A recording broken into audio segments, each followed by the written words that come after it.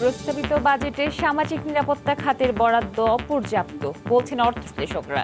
Corona পরিস্থিতিতে প্রান্তিক মানুষের খাদ্য নিরাপত্তা নিশ্চিত করা চ্যালেঞ্জ।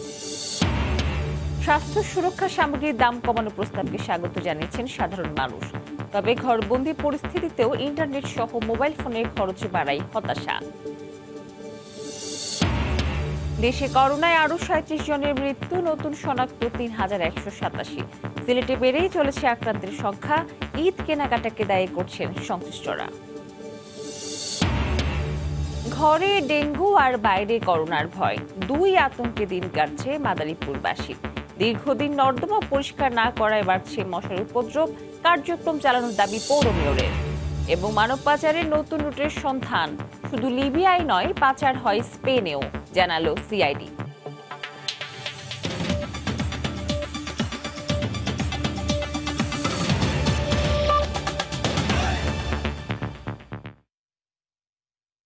বাংলা সময়ের সঙ্গে আছি আমি মৌসুমি মৌ। এমনিতে কোভিড ঝড়ে বিধ্বস্ত পুরো দেশের অর্থনীতি।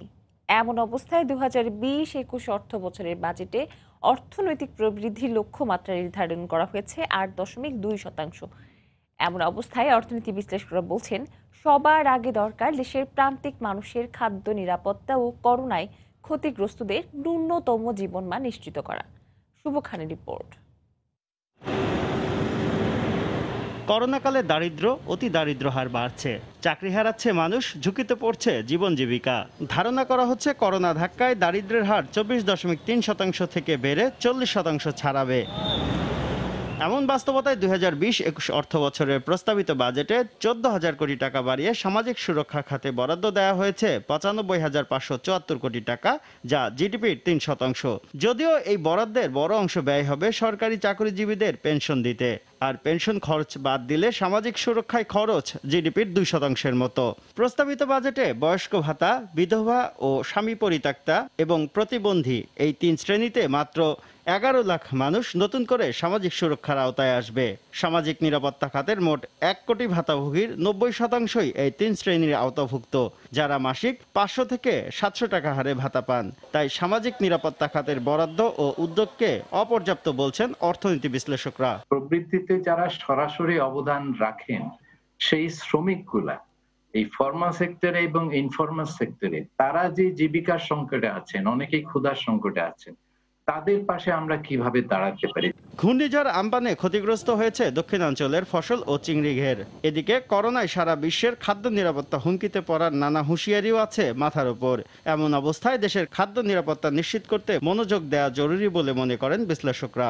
এবং ইতিমধ্যে গ্রামাঞ্চলের খাদ্য যোগানের উপরে যে একটা চাপ পড়েছে, সেটাও কিন্তু আরো বেশি প্রকট হতে থাকবে। আমাদের দেশের দক্ষিণাঞ্চলে যে ঝড়টা হয়ে আসলো, সেই ক্ষেত্রে আমি কোনো বিশেষ বরাদ্দ দেখছি না। সেখানেও তো মানুষজন বসবাস করেন। সামাজিক নিরাপত্তার বাইরেও গ্রামীণ কর্মসংস্থান সৃষ্টিতে 2000 কোটি টাকা বরাদ্দের প্রস্তাব করা হয়েছে। এই অর্থ এনজিওর মাধ্যমে ঋণ দেওয়া হবে। শুভ খান, সময় সংবাদ, ঢাকা। করোনাকালে দেশের খাদ্য সংকট মোকাবেলার পাশাপাশি কৃষক বাঁচাতে দ্বিতীয় অগ্রাধিকার খাতে উঠে এসেছে কৃষির অবদান। নতুন অর্থ বছরে এই খাতে বরাদ্দ রাখা হয়েছে 29,983 কোটি টাকা। এছাড়া কৃষির যান্ত্রিকীকরণ ও ভর্তুকিতেও বরাদ্দ বেড়েছে এই খাতে। সারের মূল্য অপরিবর্তিত রাখার পাশাপাশি প্রণোদনাও চলমান থাকবে কৃষি খাতে। দেবাশিস রায়ের রিপোর্টে বিস্তারিত। বৈশ্বিক মহামারীর মধ্যেও দেশ খাদ্য সংকটে পড়েনি। গেল 3 মাসে অনাহারে থাকেনি দেশের কোনো অঞ্চলের মানুষ। বৈশ্বিক এই দুরবস্থায় সীমিত আমদানি কার্যক্রমেও প্রয়োজন মিটিয়েছে দেশের কৃষি খাত। অর্থনীতির এই বড় দুঃসময়ে কৃষক ও কৃষি বাঁচিয়ে করোনা পরবর্তী পৃথিবীর সম্ভাব্য দুর্ভিক্ষ থেকে মানুষ রক্ষায় এবার বাজেটে দ্বিতীয় অগ্রাধিকার পেয়েছে কৃষি খাত। বাংলাদেশের বিশাল জনগোষ্ঠীর খাদ্য ও পুষ্টি নিরাপত্তা সহ কৃষক, কৃষি শ্রমিক ও অন্যান্য সংশ্লিষ্টদের জীবন ও জীবিকা নিশ্চিত করাই বর্তমানে সরকারের কৃষি খাতের অন্যতম চ্যালেঞ্জ। কৃষি উৎপাদনে কৃষককে সুবিধা দিতে নতুন অর্থ বছরে উৎপাদন বাড়ানোর জন্য কৃষি যান্ত্রিকীকরণে 3,198 কোটি টাকা বরাদ্দ রাখা হয়েছে। আগামী অর্থ বছরে ভর্তুকি অতিরিক্ত 800 কোটি টাকা, এগ্রি রিফাইন্যান্সিং স্কিমে 5,000 কোটি টাকা বরাদ্দ রাখা হবে। করোনাকালীন কৃষি পণ্যের বাজারজাতকরণের জটিলতায় মাঠেই নষ্ট হয় কৃষকের শ্রম ঘাম। এবারের বাজেটে কৃষি পণ্যের যথাযথ বাজারজাতকরণের জন্য বরাদ্দ রাখা হয়েছে বলে সন্তুষ্টি জানান কৃষিমন্ত্রী। মহামন্দার একটা প্রেডিকশনকে সামনে রেখে বর্তমান সরকারকে আজকে বাজেট দিতে হয়েছে। যান্ত্রিকরণ এবং প্রক্রিয়াজাতকরণ এটা আমাদের অগ্রাধিকার থাকবে এবং আপনারা দেখবেন আরও অনেক বরাদ্দ আসবে যান্ত্রিকরণে এবং প্রক্রিয়াজাতকরণ। রাসায়নিক সারের মূল্য অপরিবর্তিত রাখা, কৃষি প্রণোদনা কার্যক্রম চলমান রাখার পাশাপাশি নতুন এই বাজেটে কতটুকু উপকৃত হবে দেশ ও দেশের কৃষি, সেই চ্যালেঞ্জ সামনে রেখেই প্রণীত এই বাজেট কার্যকর হবে বলে আশা গণমানুষের। দেবাশিস রায়, সময় সংবাদ, ঢাকা। কোভিড-19 পরিস্থিতি মাথায় রেখে এবারের বাজেটে কমানো হয়েছে স্বাস্থ্য সুরক্ষা সামগ্রীর দাম। এমন অবস্থায় নিতান্ত প্রয়োজনীয় এসব পণ্যের দাম কমানোর প্রশংসা করছে সাধারণ মানুষ। ঘরবন্দি পরিস্থিতিতেও ইন্টারনেট সহ মোবাইল ফোনের খরচ বাড়ায় হতাশ তারা। তবে বিলাসবহুল গাড়ি ও অন্যান্য বিলাস সামগ্রীর দাম বৃদ্ধি এবং আমদানি করা নিত্য প্রয়োজনীয় পণ্যের দাম বাড়ার খবরে মিশ্র প্রতিক্রিয়াও জানান তারা। 2020-2021 অর্থবর্ষের কোভিড-19 ধ্বংসযজ্ঞকে মাথায় নিয়ে প্রস্তাব করা হলো 2020-21 অর্থ বছরের বাজেট। মানুষের স্বাস্থ্য সুরক্ষার বিষয়টি মাথায় রেখে প্রস্তাবিত বাজেটে কর মওকুফ করায় কমবে হ্যান্ড গ্লাভস, মাস্ক, নেবুলাইজারের মতো সুরক্ষা সামগ্রীর দাম। কাঁচামালের দাম কমানোয় কমবে ওষুধের দাম, কমবে হাসপাতালের আইসিইউ, সিসিইউ সহ জরুরি সেবায় ব্যবহৃত যন্ত্রাংশের দাম। এসব পণ্যের দাম কমার খবরে খুশি সাধারণ মানুষ। সার্জিক্যাল মাস্ক, মানে সার্জিক্যাল ইকুইপমেন্ট যেগুলো আছে মেডিকেল, এগুলোর দাম কমাইছে, সেজন্য আমরা সাধুবাদ জানাই। যেসব জিনিসের দাম কমছে সেগুলো আসলে মানে বাস্তবে কতটুকু মানুষ সুবিধা পাবে, এটা হলো সবচেয়ে বড় ব্যাপার। এদিকে অতিরিক্ত শুল্ক আরোপের ফলে লকডাউনের মধ্যেও ইন্টারনেট ব্যবহারকারীদের গুনতে হবে বাড়তি অর্থ। বিশেষ করে অনলাইন কেনাকাটায় ক্রেতাদের গুনতে হবে বাড়তি দাম। অতিরিক্ত পয়সা খসবে SMS আদান প্রদানেও। কল রেট বেড়ে যায়, মানুষ বেরও হইতে পারতেছে না, সবখান থেকে তো মানুষ তাহলে জিম্মি হয়ে যাচ্ছে। আমরা যারা রুরাল এলাকায় থাকি, যেখানে ওয়াইফাই নাই, সেক্ষেত্রে আমাদের জন্য অনেক বার্ডেন হয়ে গেছে।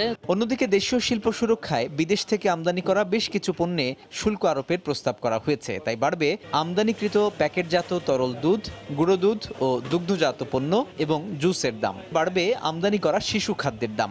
বেশি দামে কিনতে হবে আমদানি করা পেঁয়াজও। এ ব্যাপারে মিশ্র প্রতিক্রিয়া সাধারণ মানুষের। বাড়াইছে, এটা সাথে সাথে বেড়ে যাবে, কিন্তু কমেরটা সহজে কমবে না। রোজগারের পথ আমাদের বন্ধ হয়ে গেছে, আমাদের সবকিছুর দাম এইভাবে বাড়াচ্ছে। আজকের পরিস্থিতি কিন্তু স্বাভাবিক না, এখনকারটা হচ্ছে মহামারী। সুতরাং এই মহামারীতে সবকিছুর দাম যেন স্বাভাবিক থাকে, সবাই যেন খেয়ে দেয় অ্যাটলিস্ট বেঁচে থাকতে পারে। দেশি পণ্যের তো দাম বাড়ে নাই, আমাদের এইগুলো নিয়ে সন্তুষ্ট থাকা উচিত। নাগরিকদের চাওয়া বাজারে যেন এসব পণ্যের দামে বাজেটের প্রতিফলন থাকে।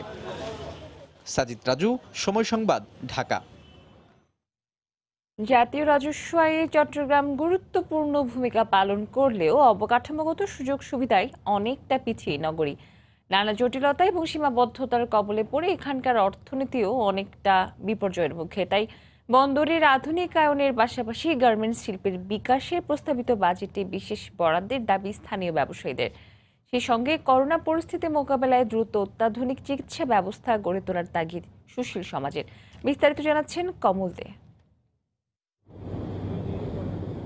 দেশের প্রধান সমুদ্র বন্দরের অবস্থানের পাশাপাশি চট্টগ্রামের অন্যান্য শিল্প খাত থেকে প্রতি বছর জাতীয় রাজস্ব আদায় হয় 60 থেকে 70 হাজার কোটি টাকা। প্রতি বছর রাজস্ব আদায়ের লক্ষ্যমাত্রা বাড়লেও হচ্ছে না কাঙ্ক্ষিত উন্নয়ন। দেশের আমদানি রপ্তানি বাণিজ্যের 92% সম্পন্ন করা এ বন্দরে রয়ে গেছে নানা সমস্যা। প্রস্তাবিত বে টার্মিনালের পাশাপাশি মাতারবাড়ি গভীর সমুদ্র বন্দরের কাজও চলছে ধীর গতিতে। এই অবস্থায় বন্দরকে সচল রাখতে প্রকল্পগুলো দ্রুত বাস্তবায়নে প্রস্তাবিত বাজেটে বিশেষ বরাদ্দের কথা বলছেন ব্যবসায়ী নেতারা। বে টার্মিনাল এবং বাকি যে টার্মিনালগুলো হচ্ছে এইগুলি অবশ্যই যত সম্ভব দ্রুততার সাথে যদি শেষ করতে পারি, তাহলে অর্থনৈতিক কর্মকাণ্ড তথা দেশের অর্থনীতি যে পজিশনে আছে এর চাইতে আরো বেশি দ্রুততর সময়ে এগিয়ে যাবে বলে আমরা বিশ্বাস করি।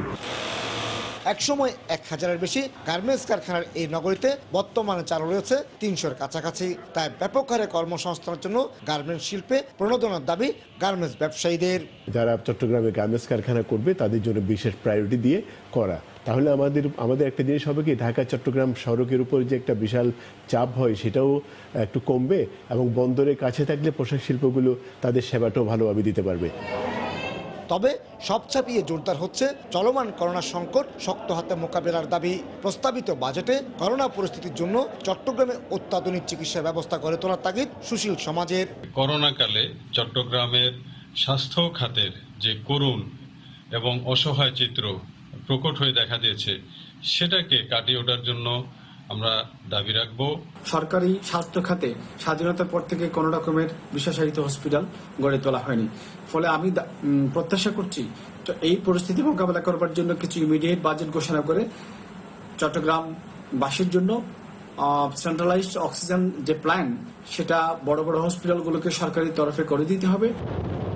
দুটি ইপিজেড ছাড়াও দেশের সবচেয়ে বড় ইকোনমিক জোন গড়ে উঠছে চট্টগ্রামের মিরসরাইয়ে। সে সাথে চলতি অর্থ বছরে রাজস্ব আদায়ের লক্ষ্যমাত্রা হতে পারে 1 লাখ কোটি টাকা। কমল দে, সময় সংবাদ, চট্টগ্রাম। করোনা মোকাবেলায় থোক বরাদ্দ দেওয়া হয়েছে 10,000 কোটি টাকা। তবে চরম দৈন্য দশার পরও এবারের বাজেটেও অবহেলিত স্বাস্থ্য খাত। সর্বোচ্চ বরাদ্দের ক্রমে 9ম স্থানে রয়েছে এই খাত। গত অর্থ বছরের তুলনায় মাত্র 5,000 কোটি টাকা বেড়ে বরাদ্দ দেওয়া হয়েছে 29,247 কোটি টাকা। আতিকুর রহমান তমালের রিপোর্ট।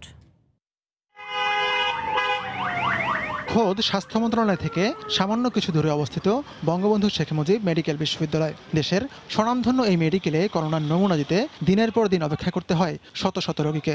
নেই নিয়ম শৃঙ্খলার বালাই, ভোগান্তির যেন অন্ত নেই। দেশের নামকরা মেডিকেলের যদি হয় এই দশা, তবে বাকি সব সরকারি বেসরকারি হাসপাতালও স্বাস্থ্যকেন্দ্রের কি অবস্থা হতে পারে তা কারোরই অজানা নয়। নেই পর্যাপ্ত কিট, নমুনা পরীক্ষায় ধীর গতি, নেই পর্যাপ্ত চিকিৎসক, নার্স, স্বাস্থ্যকর্মী কিংবা আইসিইউ সুবিধা। সর্বত্রই শুধু নিদারুণ নেই আর নেই এর হাহাকার। 2020-21 অর্থ বছরে এই খাতে ব্যয় ধরা হয়েছে 29,247 কোটি টাকা। 2019-20 অর্থ বছরের তুলনায় যা 5,500 কোটি টাকা বেশি। তবে এডিপি বা উন্নয়ন খাতে দেওয়া হয়েছে 12,500 কোটি টাকা। করোনা সামলাতে ডাক্তার, নার্স ও টেকনোলজিস্ট মিলে সম্প্রতি নিয়োগ দেওয়া হয়েছে 7,000 নতুন জনবল। কর্মীদের বেতন ভাতা সহ নতুন বাজেটে অনুন্নয়ন ব্যয় খাতে বরাদ্দ 16,747 কোটি টাকা, যা মোট বরাদ্দের অর্ধেকেরও বেশি। কোভিড-19 প্রভাবে বাংলাদেশের স্বাস্থ্য খাতে যে জরুরি এবং অপ্রত্যাশিত আর্থিক প্রয়োজন দেখা দিয়েছে। বিশেষজ্ঞরা বলছেন, যা বরাদ্দ হয় তার বড় একটি অংশই আবার খরচ করতে না পারার কারণে ফিরে যায়। বাকিটুকুর মধ্যেও চলে লুটপাটের উৎসব। এই করোনা দুর্যোগের মধ্যে দেখা গেল সুরক্ষা সামগ্রী কিনতেও চলেছে 9-6। কোভিড-19 প্রভাবজনিত যে স্বাস্থ্য ঝুঁকি, অনিশ্চয়তা, সেটা মোকাবেলায় যেন এই বাজেট বরাদ্দ কাজে লাগে, সেই দিকে আমাদের মনোযোগ বেশি দেওয়া দরকার। মহামারী মোকাবেলা করার জন্য এবং সার্বজনীন স্বাস্থ্য ব্যবস্থা গড়ে তোলার জন্য প্রয়োজনীয় বরাদ্দটা এবার আসা উচিত ছিল। স্বাস্থ্য খাতের যে বরাদ্দটা, তার আগে স্বাস্থ্য খাতটাকে সংস্কার করে আগামী 10 বছরের একটা প্ল্যান নেন। সংস্কারবিহীন এটা যা আছে এর চেয়ে উন্নত হবে না। বিশেষজ্ঞদের জিজ্ঞাসা, বাজেটে বরাদ্দের আকার বাড়লেই কি সুস্থ হবে স্বাস্থ্য খাত? আগের অভিজ্ঞতা তেমনটি বলে না। তারা বলছেন, সর্ষের ভূত তাড়াতে না পারলে বাজেটে বরাদ্দের আকার যতই বড় হোক না কেন, স্বাস্থ্যের সেবা অধরাই থেকে যাবে। তাই প্রয়োজন স্বচ্ছতা, জবাবদিহিতা এবং সুষ্ঠু ব্যবস্থাপনা। আতিকুর রহমান তামাল, সময় সংবাদ, ঢাকা। দেশে করোনায় একদিনে আরও 37 জন মারা গেছেন। এ নিয়ে মৃতের সংখ্যা দাঁড়ালো 1049 জনে। সর্বশেষ 24 ঘন্টায় আরও 3,187 জনের দেহে শনাক্ত হয়েছে অদৃশ্য ভাইরাস। সুস্থ হয়েছেন প্রায় 850 জন। বৃহস্পতিবার দুপুরে স্বাস্থ্য অধিদপ্তরে নির্মিত অনলাইন বুলেটিনে এই তথ্য জানানো হয়। মহামারীর 96তম দিনে দ্বিতীয় সর্বোচ্চ সংখ্যক মানুষ করোনা জয় করেছেন। আগের দিনের তুলনায় প্রায় 34 ভাগ বেশি রোগী সুস্থ হয়েছেন, যার সংখ্যা 848 জন। শনাক্ত বিবেচনায় সুস্থতার হার 21.46 ভাগ। তবে মৃত্যু পরিস্থিতি ছিল আগের দিনের মতোই। 24 ঘন্টায় মারা যাওয়া 37 জনের 30 জনই পুরুষ। এ পর্যন্ত মারা গেছেন 1049 জন। শনাক্ত বিবেচনায় মৃতের হার 1.34 ভাগ। গত 24 ঘন্টায় সুস্থ হয়েছেন 848 জন। এ পর্যন্ত সুস্থ হয়েছেন 16,747 জন। শনাক্ত বিবেচনায় সুস্থতার হার 21.46%। ৫৫টি ল্যাবে ১৫,৫০০-এর বেশি নমুনা পরীক্ষায় ৩,১৮৭ জনের দেহে করোনা ভাইরাস শনাক্ত হয়েছে। ২৪ ঘন্টায় ০.৯ বেড়ে শনাক্তের হার দাঁড়িয়েছে ২০.21-এ। অবশ্যই বাসার বাইরে সবাইকেই মাস্ক পরতে হবে, সামাজিক দূরত্ব বজায় রেখে চলি, বারবার সাবান পানি দিয়ে ২০ সেকেন্ড ধরে হাত ধুই, কারণ করোনা মোকাবেলার জন্য এই ৩টি পদ্ধতি সমানভাবে প্রয়োজনীয় এবং গুরুত্বপূর্ণ। এটা আমরা অভ্যাসে পরিণত করলে কেবলমাত্র প্রতিরোধ করতে পারব করোনা ভাইরাসকে। বুলেটিনে আবারও স্বাস্থ্যবিধি মানার আহ্বান জানানো হয়। ওমর ফারুক, সময় সংবাদ, ঢাকা। করোনার সবশেষ পরিস্থিতি নিয়ে স্বাস্থ্য অধিদপ্তরের বুলেটিন বিশ্লেষণ করেছেন রিপোর্টার আজহা লিমন। গেল বছরের শেষ দিকে চীনে সর্বপ্রথম করোনা রোগী শনাক্ত হয়। বিশ্ব স্বাস্থ্য সংস্থাগুলোর মতে চীনে মোট করোনা রোগীর সংখ্যা ৮৩,০০০-এর মতো এবং বৈশ্বিক সূচকে ২১৫ দেশ ও অঞ্চলের মধ্যে চীনের অবস্থান ১৮তম। বাংলাদেশে গেল মার্চে সর্বপ্রথম করোনা রোগী শনাক্ত হয়। ৩ মাসের মাথায় বাংলাদেশে করোনা রোগীর সংখ্যা ছাড়িয়ে গেছে ৭৮,০০০। বৈশ্বিক হিসেবে চীনের পরই বাংলাদেশের অবস্থান ১৯তম। আজকের বিশ্লেষণে তুলে ধরব কোভিড পরিস্থিতির নানা দিক। শুরুতেই গেল ২৪ ঘন্টার সার্বিক চিত্র। গেল ২৪ ঘন্টায় মোট পরীক্ষা করা হয়েছে ১৫,৭৭২ জনের নমুনা, যাদের মধ্যে কোভিড পজিটিভ এসেছে ৩,১৮৭ জনের দেহে। গেল ২৪ ঘন্টায় মৃত্যুবরণ করেছেন ৩৭ জন এবং মোট মৃতের সংখ্যা দাঁড়ালো ১,০৪৯ জন। গেল ২৪ ঘন্টায় সুস্থ হয়েছেন ৮৪৮ জন। এই পর্যন্ত সুস্থ হলেন ১৬,৭৪৭ জন। এবারে যাব গেল ৭ দিনের শনাক্তের চিত্রে। আমরা ৭ দিনের এই চিত্রে দেখতে পাচ্ছি যে গেল ৩ দিন প্রায় একই পরিমাণ রোগী শনাক্ত হয়েছে। এখন পর্যন্ত যারা করোনায় আক্রান্ত হয়েছেন এবং মৃত্যুবরণ করেছেন, আমরা তাদের বয়স বিভাজন করেছি। তাতে দেখতে পেয়েছি বয়সে যারা তরুণ তারা আক্রান্ত হচ্ছে সব থেকে বেশি, আর মৃত্যুবরণ করছে বয়সে প্রবীণেরা। এই ছিল আজকের বিশ্লেষণে। দিন দিন খারাপ হচ্ছে সিলেটের করোনা পরিস্থিতি। জেলায় একদিনে ১৭৫ জনের দেহে করোনা শনাক্ত হয়, আক্রান্তের সংখ্যা ১,০০০ ছাড়িয়েছে। এমন পরিস্থিতির জন্য ঈদের কেনাকাটায় ভিড় জমানোকে দায়ী করছেন সংশ্লিষ্টরা। জেলা প্রশাসক বলছেন, ভ্রাম্যমাণ আদালতের মাধ্যমে জরিমানা সহ সতর্ক করা সত্ত্বেও সাধারণ মানুষকে নিয়ন্ত্রণ করা যাচ্ছে না। ইকরামুল কবিরের রিপোর্ট, ছবি তুলেছেন নৌশাদ আহমেদ চৌধুরী। যতদিন যাচ্ছে সিলেটে করোনা আক্রান্তদের সংখ্যা ভয়াবহ আকারে বেড়েই যাচ্ছে। জুন মাসের প্রথম ১০ দিনে এই জেলায় ৫৬২ জন আক্রান্ত হওয়ার খবর পাওয়া গেছে। সিলেট জেলায় ৫ এপ্রিল প্রথম করোনা রোগী শনাক্ত হন ওসমানী মেডিকেল কলেজের সহকারী অধ্যাপক ডাক্তার মঈনুদ্দিন। করোনা আক্রান্ত হয়ে মারা যান তিনি। এরপর প্রথম ৫০০ জন আক্রান্ত হয়েছিলেন ৫৬ দিনে, আর আক্রান্তের সংখ্যা জুনে ১,০০০ ছাড়িয়েছে। প্রথম মাস থেকে যখন দ্বিতীয় মাসে হলো সেটা ৪ গুণ হয়ে গেছে, আর দ্বিতীয় মাসে ৪,৪৩০ ছিল, সেখান থেকে এ মাসে হবে কমপক্ষে ৯ থেকে ১০,০০০ হবে এক মাসে। এমন পরিস্থিতির জন্য ঈদের আগে বাজার উন্মুক্ত করে দেয়াকে দায়ী করছেন এই চিকিৎসক নেতা। এখানে কেউ স্বাস্থ্যবিধি মানে নাই এবং সীমিত পরিসরে না, বড় ধরনের ভিড় ছিল এই মার্কেটগুলোতে। ইভেন এমন অবস্থা হয়েছে যে আমাদের বন্দর বা জিন্দাবাজারে যানজট হয়েছে। কারো হয়তো সিমটম ছিল না, অর্থাৎ রোগের লক্ষণ ছিল না, কিন্তু উনি জীবাণু বহন করছিলেন এবং ওনার এইভাবেই ওনার মাধ্যমে ওনার আশেপাশে যারা বাজার করছেন বা করছেন তারা ইনফেক্টেড হয়েছেন। আর জেলা প্রশাসক বলছেন, জনগণকে স্বাস্থ্যবিধি মেনে চলতে ১৯টি ভ্রাম্যমাণ আদালতের মাধ্যমে জরিমানা সহ সতর্ক করেও লাভ হচ্ছে না। অভিযান করেছি এবং ২৬৯ জনকে জরিমানা করেছি। আজকে একযোগে আমাদের সারা জেলায় এই অভিযানটি চলছে। জরিমানার সংখ্যাও অনেক বেশি যাচ্ছে। আমরা জরিমানা করতে চাই না, আমরা চাই যে আমরা সবাই স্বাস্থ্যবিধি মেনে চলি এবং আমরা এই করোনাকে মোকাবেলা যেন করতে পারি, সে বিষয়ে সকলের সহযোগিতা চাই। জেলায় করোনা আক্রান্ত রোগীর সংখ্যা ১,১৬৩ জন, আর মারা গেছে ৩১ জন। ইকরামুল কবির, সময় সংবাদ, সিলেট। আবারও দেশের বাজেট প্রসঙ্গ। ২০২০-২১ অর্থ বছরের প্রস্তাবিত বাজেটে এবার শিক্ষা খাতে বরাদ্দ রাখা হয়েছে ৬৬,৪০১ কোটি টাকা, যা গত বছরের তুলনায় প্রায় ৫,২৮৭ কোটি টাকা বেশি। যদিও এই বরাদ্দ যথেষ্ট নয় বলে মনে করছেন শিক্ষাবিদরা। তারা বলছেন, এটি দিয়ে শিক্ষার মানসম্মত উন্নয়ন সম্ভব নয়। তবে বরাদ্দকৃত বাজেটের সঙ্গে সামঞ্জস্য রেখেই শিক্ষা খাতে উন্নয়নের কথা জানান সংশ্লিষ্ট মন্ত্রীরা। প্রসূন আশিসের রিপোর্ট। জাতীয় সংসদে উত্থাপিত 2020-21 অর্থবছরের প্রস্তাবিত জাতীয় বাজেটের প্রায় 11.7% অর্থাৎ 66,401 কোটি টাকা বরাদ্দ রাখা হয়েছে দেশের শিক্ষা খাতে। সব মিলিয়ে গত বছরের চেয়ে এবার সার্বিক শিক্ষা খাতে বরাদ্দ বাড়ছে প্রায় 5,287 কোটি টাকা। অবকাঠামো ও তথ্য প্রযুক্তির উন্নয়ন সহ সার্বিক শিক্ষার মান উন্নয়নে সরকার কাজ করবে বলে জানান সংশ্লিষ্ট মন্ত্রীরা।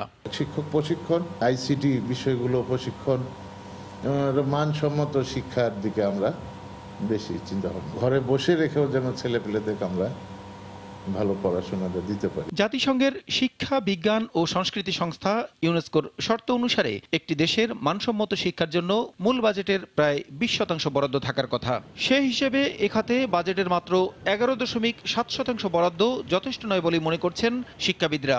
সার্বিক বিবেচনায় বাজেটের আকার অনুযায়ী এখনো সেই কম পর্যায়ে রয়ে গেছে। এটি দিয়ে বিশ্বমানের দূরের কথা, আঞ্চলিক মানের শিক্ষা দেওয়া সম্ভব না। আমাদের একমাত্র বৃত্ত হলো মানুষ।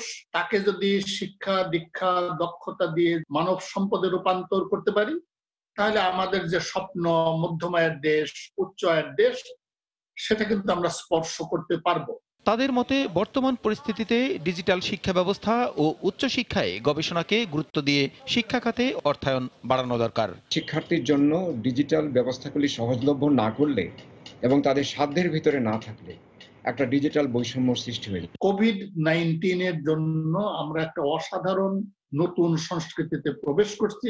ইন্টারনেট ফ্যাসিলিটি বাড়াতে হবে, বিভিন্ন বিষয়ে মডেল লেকচার সেগুলো আমরা তৈরি করতে পারি। কোভিড-19 প্রাদুর্ভাব থেকে শিক্ষা নিয়েই দেশের শিক্ষা খাতকে ঢেলে সাজানোর পরামর্শ দিয়েছেন দেশের শিক্ষাবিদরা। তাহলে প্রত্যেকটা বিশ্ববিদ্যালয়কে। প্রসূন আশিস, সময় সংবাদ, ঢাকা। জাতীয় বাজেটে প্রথমবারের মতো 50,000 কোটি টাকা ছড়ালো ভর্তুকি, প্রণোদনা ও নগদ ঋণ খাতের বরাদ্দ। 2020-21 অর্থ বছরের বাজেট প্রস্তাবনায় এই খাতে রাখা হয়েছে 52,838 কোটি টাকা। বরাদ্দ ব্যয় ব্যবস্থাপনার স্বচ্ছতা ও সুশাসন নিশ্চিত করাকেই বড় চ্যালেঞ্জ হিসেবে দেখছেন বিশেষজ্ঞরা। কামরুল হাসান সবুজের রিপোর্ট। করোনায় টালমাটাল ব্যবসা বাণিজ্য, ঝুঁকির মুখে উৎপাদন ব্যবস্থা, কর্মসংস্থান ও খাদ্য নিরাপত্তা। তাই মন্দার কবলে ঝুঁকে পড়া অর্থনীতির পুনর্বাসনে এবারের বাজেটে বিশেষ উদ্যোগের কথা জানান অর্থমন্ত্রী। এই মহান সংসদে উত্থাপন করছে। এরই অংশ আগামী অর্থ বছরের বাজেটে ভর্তুকি, প্রণোদনা ও নগদ ঋণ খাতে বরাদ্দ রাখা হয়েছে 52,838 কোটি টাকা, যা চলতি অর্থ বছরের চেয়ে 11.39% বেশি। প্রণোদনার ভাগ বন্টনে সবচেয়ে বেশি রাখা হয়েছে কৃষিতে 9,500 কোটি টাকা, এরপর রপ্তানিতে 6,828 কোটি ও রেমিটেন্সে 3,060 কোটি টাকা। বরাদ্দ যাই হোক না কেন, তা কোন খাতে কিভাবে ব্যয় হবে সেটা অত্যন্ত সুস্পষ্টভাবে বর্ণনা থাকতে হবে। আর নয়তো এগুলি আসলে ফাইনালি শেষ পর্যন্ত গিয়া অন্যান্য বছরের মতো কোনো কাজে লাগবে না। এবার 500 কোটি টাকা কমানো হয়েছে বিদ্যুতের ভর্তুকিতে। তারপরও সর্বোচ্চ ভর্তুকি এখাতেই 9,000 কোটি টাকা। এরপর গুরুত্ব পেয়েছে করোনা ভাইরাসের কারণে ঝুঁকিতে পড়া খাদ্য নিরাপত্তা। অযৌক্তিক ব্যয় যৌক্তিক না করে বিদ্যুৎ খাতকে দুর্নীতিমুক্ত করার উদ্যোগ না নিয়ে এই যে ভর্তুকি বরাদ্দ করা, তা গ্রহণযোগ্য নয়।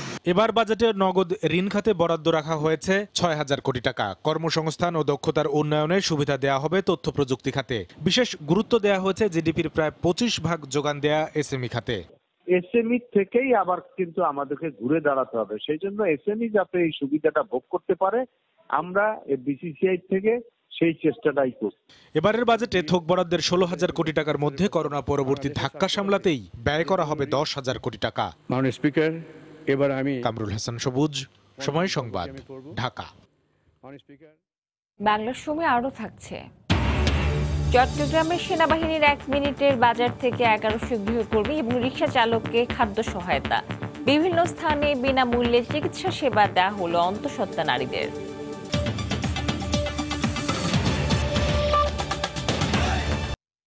ঘরে মশার জ্বালা আর বাইরে করোনার ভয়, এই দুই আতঙ্কে দিন কাটাচ্ছে মাদারীপুরবাসী। শিগগিরই ব্যবস্থা না নিলে মশার কামড়ে ডেঙ্গুতে আক্রান্তের আশঙ্কা এলাকাবাসীর। সচেতন নাগরিক কমিটির নেতার মতে, দীর্ঘদিন ড্রেন পরিষ্কার না করায় ক্রমে বাড়ছে মশার উপদ্রব। তবে পৌর মেয়রের দাবি, মশক নিধনে চলছে নানা কার্যক্রম। মাদারীপুর থেকে সঞ্জয় কর্মকার অভিজিতের তথ্য, সাদা তাকানের ছবিতে দেখুন রিপোর্ট। মাদারীপুর পৌরসভার অধিকাংশ এলাকায় কোথাও ড্রেনের মুখ খোলা, আবার কোথাও চলছে ড্রেন নির্মাণ কাজ। পানি নিষ্কাশনের নর্দমাগুলো দীর্ঘদিন পরিষ্কার না করায় পানি জমে বাড়ছে মশার উপদ্রব, ছড়াচ্ছে দুর্গন্ধ। এতে আতঙ্কে এলাকাবাসী। দিনেও মশায় কামড়ায়, রাত্রেও মশায় কামড়ায়, কয়েল জ্বালান লাগে সবসময়ের জন্য। মশার ওষুধও তেমন একটা এদিকে দেওয়া হয় না, আমি দেখিনি কখনো দিতে। এলাকাবাসীর অভিযোগ, দিনের পাশাপাশি রাতেও বেড়েছে মশার যন্ত্রণা। এমন অবস্থায় শিগগিরই ব্যবস্থা না নিলে মশার কামড়ে ছড়াতে পারে ডেঙ্গু ও চিকুনগুনিয়ার মতো ভয়াবহ রোগ। গতবার ডেঙ্গুতে যে আক্রান্ত হয়েছে, এবারও তো সেই ভয়াবহ রূপ আকার করতে পারে। সচেতন নাগরিক কমিটির নেতারা বলছেন, প্রতিরোধে পৌরসভার পাশাপাশি এগিয়ে আসতে হবে সমাজকেও। পৌরসভা একটা প্রতিষ্ঠান হিসাবে অবশ্যই তার দায়িত্বটা দৃশ্যমান এবং সেই দায়িত্বটা চোখে পড়ে, কিন্তু ব্যক্তিগত পর্যায়ে যেসব জায়গা আবর্জনাজনিত জায়গা, সেই জায়গাগুলি পরিষ্কার পরিচ্ছন্ন রাখাটা দরকার। তবে পৌর মেয়রের দাবি, করোনা পরিস্থিতিতে মশক নিধনে একটু বেগ পেলেও চলমান রয়েছে বিভিন্ন কর্মসূচি। আমাদের এই বর্ষার শুরুতেই আমরা এই কাজটি হাতে নিয়েছি। আগামী হয়তো 15 দিনের মধ্যেই, 10 থেকে 15 দিনের মধ্যেই শহরের সব ড্রেন আমরা পরিষ্কার করে, এবং যেহেতু সামনে জলবদ্ধতার সিজন, এখন এই জলবদ্ধতার সিজনের পূর্বে আমাদের ধরনের পরিকল্পনা রয়েছে। 14 বর্গ কিলোমিটার আয়তনের প্রথম শ্রেণীর মাদারীপুর পৌরসভায় 1,20,000 মানুষের বসবাস। সময় সংবাদ, মাদারীপুর। চট্টগ্রামে 1 মিনিটের বৈকালিক বাজারের মাধ্যমে 1100 গৃহকর্মী এবং রিকশা চালককে 10 দিনের খাদ্য সহায়তা দিয়েছে সেনাবাহিনী। সামাজিক দূরত্ব নিশ্চিত করে নগরীর দামপাড়া এলাকায় বাংলাদেশ মহিলা সমিতি স্কুল মাঠে দেওয়া হয় এই সহায়তা। বিস্তারিত জানাচ্ছেন কমল দে। বৃহস্পতিবার বিকেল 4টা থেকে সেনাবাহিনীর 34 ইসিবির এক বৈকালিক বাজার শুরু হওয়ার কথা, কিন্তু তার আগেই দীর্ঘ লাইন অপেক্ষায় তালিকাভুক্ত 1100 রিকশা চালক ও গৃহকর্মী। আর তাই দেরি না করে 30 মিনিট আগে শুরু হয় বাজারের কার্যক্রম। মাত্র 5 মিনিটেই নিজের পছন্দনীয় পণ্য তুলে নিয়ে ঘরে ফেরেন সুবিধাভোগীরা। বিভিন্ন নিম্ন আয়ের পেশা শ্রেণীর মানুষদের একটা তালিকা প্রস্তুত করেছি, এবং সেই তালিকা অনুসারে আমরা তাদেরকে এখন থেকে পেশাভিত্তিক এই 1 মিনিটের বাজার কার্যক্রমটা পরিচালনা করব। চাল ও 6 রকমের কাঁচা সবজির পাশাপাশি সহায়তার সামান ও মাছ কিনে আনা হয় প্রান্তিক চাষি ও বিক্রেতাদের কাছ থেকে। এর মাধ্যমে তারাও পাচ্ছেন ন্যায্য মূল্যে পণ্য বিক্রির সুবিধা। মোটামুটি আমাদের সংসারের জন্য কিছুটা হইলে স্বাবলম্বী হয়েছে, জিনিসটা আমরা খুবই উপকৃত। উপকারে আসবে, কারণ আমরা তো অসহায় হিসেবে আমাদেরকে দিয়ে দিচ্ছে সরকার। এর আগে সেনাবাহিনীর 34 ইসিবি নগরীর বিভিন্ন এলাকার 20,000-এর বেশি পরিবারকে 1 মিনিটের সবজি এবং ঈদ বাজারের নামে নানা ধরনের পণ্য উপহার দিয়েছিল। বৈকালিক এ বাজার সুবিধা পর্যায়ক্রমে অব্যাহত থাকবে বলে জানান সেনা কর্মকর্তারা। কমল দে, সময় সংবাদ, চট্টগ্রাম। দেশের কয়েকটি জেলায় সেনাবাহিনীর উদ্যোগে নিম্নবিত্ত অন্তঃসত্ত্বা মায়েদের বিনামূল্যে চিকিৎসা সেবা দেওয়া হয়েছে। পাশাপাশি পুষ্টিকর খাবার ও ওষুধ দেওয়া হয়েছে। মুজিব বর্ষ উপলক্ষে এবং করোনা পরিস্থিতিতে অসহায় নারীদের সুচিকিৎসা দিতে এই আয়োজন বলে জানান সেনা সদস্যরা। জেলার প্রতিনিধিদের পাঠানো তথ্য ছবি নিয়ে দেখুন রিপোর্ট। করোনা পরিস্থিতিতে দেশের বিভিন্ন স্থানে চিকিৎসা সেবা না পাওয়ার অভিযোগ বাড়ছে। সবচেয়ে বেশি স্বাস্থ্য ঝুঁকিতে নিম্ন আয়ের পরিবারের গর্ভবতী মায়েরা। এমন বাস্তবতায় তাদের পাশে দাঁড়ালো সেনাবাহিনী। এ উপলক্ষে বৃহস্পতিবার সকালে পটুয়াখালী জনতা কলেজ মাঠে আয়োজন করা হয় ফ্রি মেডিকেল ক্যাম্প। দিনব্যাপী কর্মসূচিতে দুমকি উপজেলার শতাধিক গর্ভবতী মাকে চিকিৎসা সেবা দেওয়া হয়। ব্যবস্থাপত্র অনুযায়ী বিতরণ করা হয় বিনামূল্যের ওষুধ। এছাড়া সামাজিক দূরত্ব ও স্বাস্থ্যবিধি মেনে 50 জনকে খাদ্য সহায়তা দেয় সেনাবাহিনী। এটা শুধু গর্ভবতী মায়েদের সেবা দেওয়ার জন্য এই আয়োজনটা করা হয়েছে। আমরা চেষ্টা করছি সেনাবাহিনীর নিজস্ব সহযোগিতা এবং মেডিসিনের মাধ্যমে তাদেরকে সহযোগিতা দেওয়ার জন্য। নীলফামারীর রাবেয়া বিদ্যা নিকেতন ও ডোমারের অনুরূপ ক্যাম্পে অনুষ্ঠিত হয় বিনামূল্যের স্বাস্থ্য শিবির। এতে জেলার 2 শতাধিক গর্ভবতী নারীকে চিকিৎসা দেওয়া হয়। মুজিব বর্ষে গর্ভবতী মায়েদের চিকিৎসা নিশ্চিত করতে এই আয়োজন বলে জানান সংশ্লিষ্টরা। গর্ভবতী মায়েদের চিকিৎসা সেবা এবং বিশেষ করে তাদের মধ্যে কারো যদি জ্বর এবং সাথে অন্যান্য সিমটমগুলো করোনা থাকে, তাদের আমরা RT-PCR টেস্ট করব। এদিকে দিনাজপুরে দুস্থ বাঘ প্রতিবন্ধী শিশুদের খাদ্য সহায়তা দেয় সেনাবাহিনী। জেলার রাজবাটি বধির ইনস্টিটিউটে সামাজিক দূরত্ব মেনে 50 শিশুকে দেওয়া হয় নিত্য প্রয়োজনীয় খাদ্য সামগ্রী। ফারিয়া ফারজানা, সময় সংবাদ। দীর্ঘদিন বন্ধ থাকার পর আমদানি রফতানি পুনরায় চালু হওয়ায় কর্মচাঞ্চল্য ফিরেছে দিনাজপুরের হিলি ও যশোরের বেনাপোল স্থলবন্দরে। বন্দর কর্তৃপক্ষ জানায় করোনা ভাইরাসের কারণে দীর্ঘ 2.5 মাসের বেশি সময় ধরে হিলি স্থলবন্দর দিয়ে আমদানি রপ্তানি কার্যক্রম বন্ধ ছিল। সোমবার স্বাস্থ্যবিধি মেনে আবারও শুরু হয় ভারত বাংলাদেশের মাঝে বাণিজ্য কার্যক্রম। এতে পণ্য খালাস ও ওঠানামায় ব্যস্ত সময় পার করছে আড়তগুলোর কর্মচারী ও শ্রমিকেরা। গত 3 দিনে ভারতীয় 189 ট্রাকে জিরা, বাদাম, পেঁয়াজ সহ বিভিন্ন পণ্য আমদানি করে 6.5 কোটি টাকা রাজস্ব আদায় করা হয়েছে। এদিকে একই চিত্র বেনাপোল স্থলবন্দরেও বুধবার পর্যন্ত 58 ট্রাকে করে পণ্য আমদানি করা হয় এই স্থলবন্দর দিয়ে, আর রাজস্ব আদায় হয়েছে 1,15,00,000 টাকা।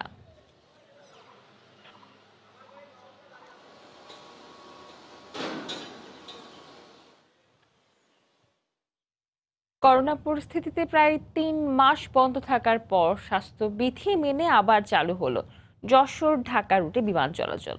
গতকাল সকালে ঢাকা থেকে আসা বেসরকারি এয়ারলাইন্স নভো এয়ার ও ইউএস বাংলা দুটি ফ্লাইট যশোর বিমানবন্দরে অবতরণ করে। বিমান কর্তৃপক্ষ জানায় মেডিকেল টিম না থাকায় এই রুটে বিমান চলাচলের অনুমতি পেতে দেরি হয়। জেলা স্বাস্থ্য বিভাগ থেকে বিষয়টি সমাধান করা হলে দুটি ফ্লাইট যাত্রীদের নিয়ে ঢাকা থেকে যশোর পৌঁছায়।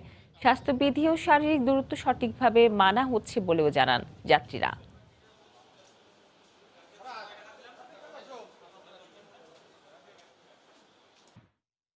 মোহামেডান স্পোর্টিং ক্লাবের পরিচালক লোকমান হোসেন ভূঁইয়াকে দেওয়া নিম্ন আদালতের জামিন বাতিল চেয়ে হাইকোর্টে আবেদন করার সিদ্ধান্ত নিয়েছে দুর্নীতি দমন কমিশন দুদক। গেলা 18 মার্চ মামলায় ঢাকা মহানগর বিশেষ জজ আদালত লোকমান হোসেন ভূঁইয়াকে জামিন দেন। সে আদেশের বিরুদ্ধে আগামী 14 জুন হাইকোর্টের ভার্চুয়াল বেঞ্চে দুদকের পক্ষ থেকে আবেদন করা হয় বলে জানান দুদকের এক আইনজীবী। এর আগে গেল বছরের 28 সেপ্টেম্বর শুদ্ধি অভিযানে রাজধানীর অবৈধ ক্যাসিনোগুলোতে অভিযান শুরু করে র্যাব। অভিযানের ধারাবাহিকতায় 12 সেপ্টেম্বর মোহামেডান ক্লাবে অভিযান চালায় আইন শৃঙ্খলা রক্ষাকারী বাহিনী। এরপর 26 সেপ্টেম্বর রাজধানীর মণিপুরি পাড়া থেকে আটক করা হয় লোকমান হোসেন ভূঁইয়াকে। তার বিরুদ্ধে প্রথমে মাদকের মামলা হয়, পরে অবৈধ সম্পদ অর্জনের অভিযোগে 27 অক্টোবর মামলা দায়ের করেন দুদকের উপপরিচালক সাইফুল ইসলাম।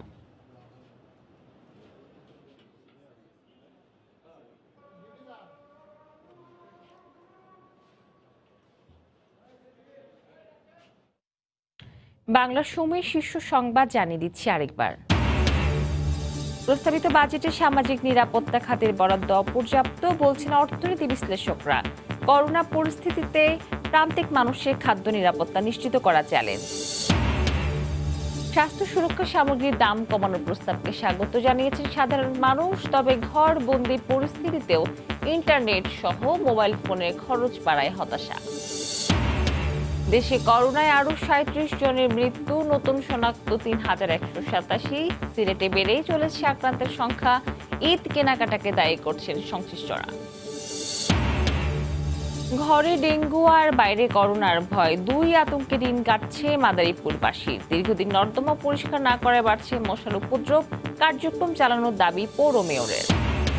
এবং মানব পাচারের নতুন রুটের সন্ধান শুধু লিবিয়ায় নয়, পাচার হয় স্পেনেও, জানালো সিআইডি।